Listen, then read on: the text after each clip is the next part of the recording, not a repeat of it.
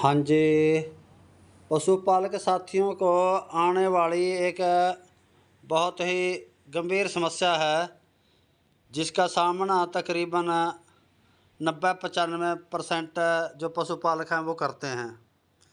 वो समस्या क्या है?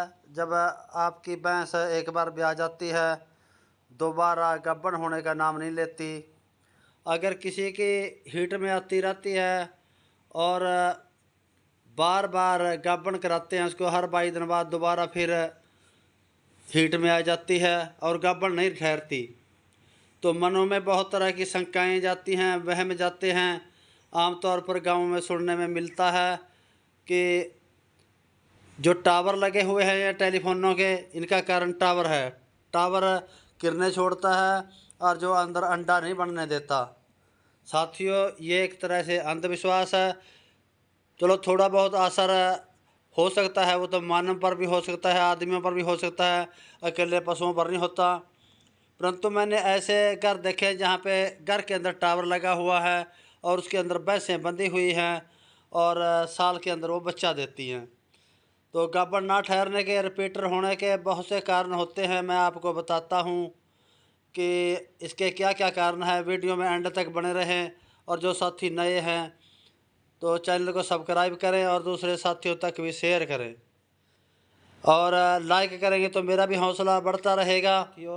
और जिन जिन साथियों की मेरे बताए फार्मूले से गाभिन रही हैं, फ़ोन पर मेरे से पूछते थे, तो वो भी इसके अंदर नीचे मैसेज के ज़रिए लोगों को बताएं कि जो जो हरबिलास जी ने फार्मूला बताया था उसके कारण हमारी भैंसें गाभिन ठहरी हैं।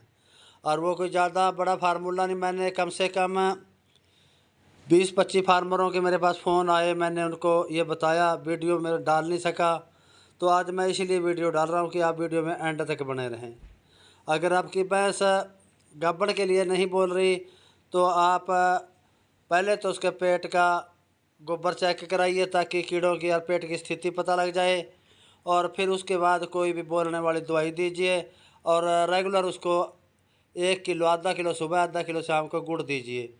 और पाउडर कोई भी, रेप्रोसिंक है, रेप्रोमीन है और कंसीवो है, CRSN में से कोई सा भी पाउडर लगातार दीजिए। जो डोज ऊपर लिखी हुई है उससे भी आपने ज़्यादा डालना है, क्योंकि जो ऊपर लिखी हुई होती है, पशु आपके पास ज़्यादा दूध वाला है, उसमें उसका काम नहीं चलता। तो आपने पहले उसकी पेट की सफाई की और फिर उसको गुड़ रेगुलर कर दिया। गुड़ गर्म या ठंडा नहीं होता। आमतौर पर लोग कहते हैं कि गुड़ गर्म होता है और ये इसके कारण गाभिन नहीं ठहरेगी। साथियों, दूध के अंदर ग्लूकोज निकलता है और ग्लूकोज पशु डालना भी मांगता है, इसलिए गुड़ के जरिए पूरा होता है।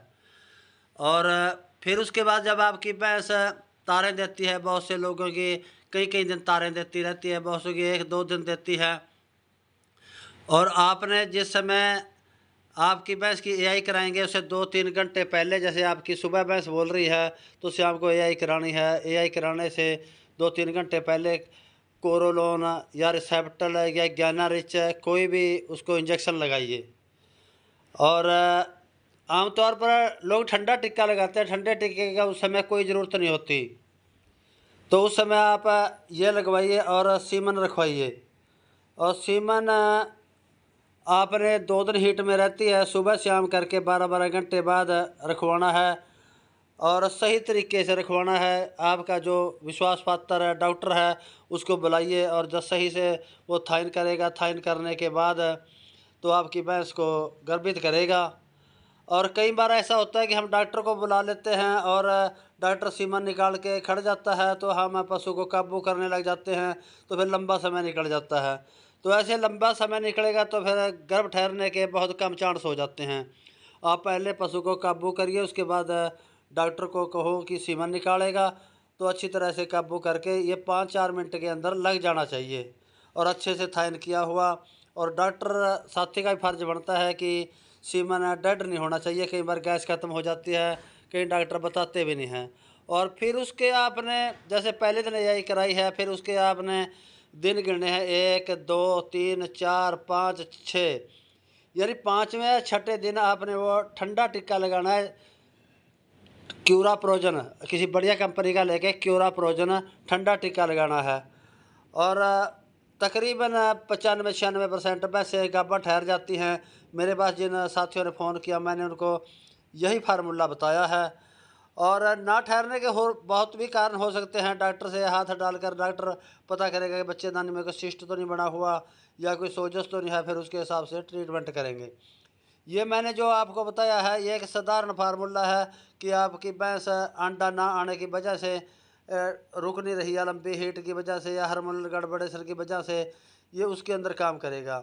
अगर बच्चेदानी के अंदर कोई भी इन्फेक्शन है तो आप डॉक्टर से चेक करा के दवाई वगैरह डलवाइए।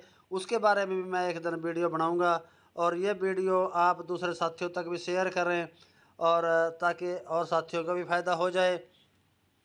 आपने किसी भी तरह के अंधविश्वास में टूने टोटके के अंदर नहीं पड़ना, क्योंकि बहुत से आदमी छठी अंदर डालकर उसका कहते हैं जाड़ा तोड़ना है। जाड़ा तोड़ना कुछ नहीं होता मेरे साथियों। गन कम से कम 1.5 फुट की लंबी होती है, सारी अंदर जाती है।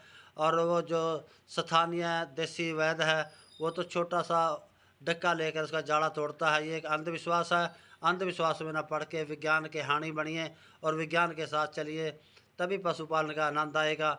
वरना आप लंबे समय तक जूझते रहेंगे और आपकी भैंस गाभा नहीं ठहरेगी तो खर्चा ही बढ़ता जाएगा। ज़्यादा कुछ ना कहता हुआ नमस्कार, जय हिंद जी।